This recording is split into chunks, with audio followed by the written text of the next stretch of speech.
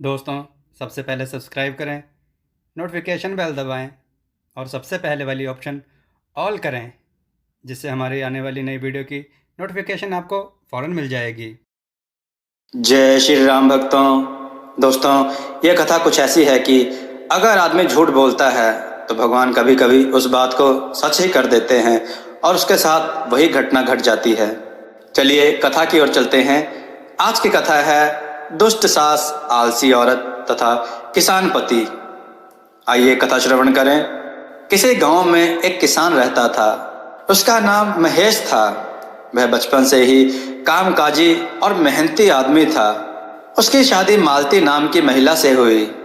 मालती अपने मायके में खेत का सारा कामकाज निपटाती थी। मालती की माँ दुष्ट प्रवृत्ति की थी।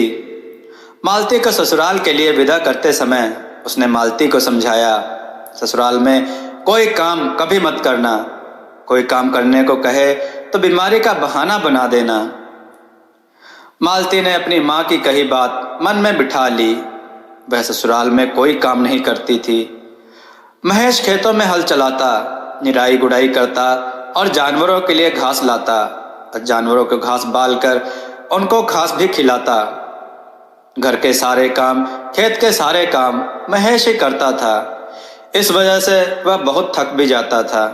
कभी वह मालती से कुछ काम करने को कहता तो वह कहती, हे महेश, मेरे दोनों जांघें बहुत दुख रही हैं, इसलिए मैं चल नहीं पा रही हूँ और यह काम नहीं कर सकती, इसलिए मैं काम करने के लायक नहीं हूँ। महेश काम करके आता तो उसे भूख लगती।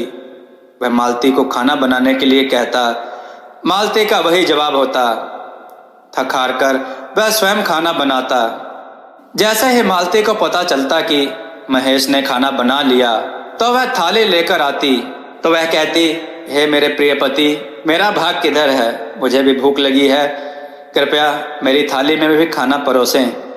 इसके बाद वह महेश द्वारा बनाया हुआ खाना खा जाती। एक दिन महेश खेत से एक बोझ धान लेकर आया। उसने दृढ़ निश्चय कर लिया कि जब तक मालती धान का दूसरा बोझ लेकर घर नहीं आती उसे खाना नहीं दिया जाएगा। उसने मालती को यह बात बिल्कुल स्पष्ट बता दी थी। खाना ना मिलने के डर से मालती खेत में चली गई। मालती के खेत में पहुंचने पर अचानक ही मौसम एकदम बदल गया। तेज आंधी तूफान के साथ ओले भी पड़ने लग गए। धान उठाकर चलते समय मालती की जांघों में चोट लग गई और वह बहुत दर्दनाक चोट थी, जिसकी वजह से वह रास्ते में गिरकर मर गई। इस घटना के बाद उस गांव के लोग बीमारी का बहाना बनाने से डरने लगे। उन्होंने कहा कि भगवान जो करता है अच्छे के लिए ही करता है, इसलिए कभी किसी को गलत चीज का बहाना नहीं बनाना चाहिए। दोस्तों, आपको यह कथा कैसी लगी? अपने विचार और सुझाव कमेंट में जरूर दें। हमारी कथाओं को लाइक करें, हमारे चैनल को सब्सक्राइब करना ना भूलें। हमारी कथाओं को शेयर जरूर करें, जिससे लोगों को अच्छा ज्ञान प्राप्त हो। जय श्री राम भक्तों।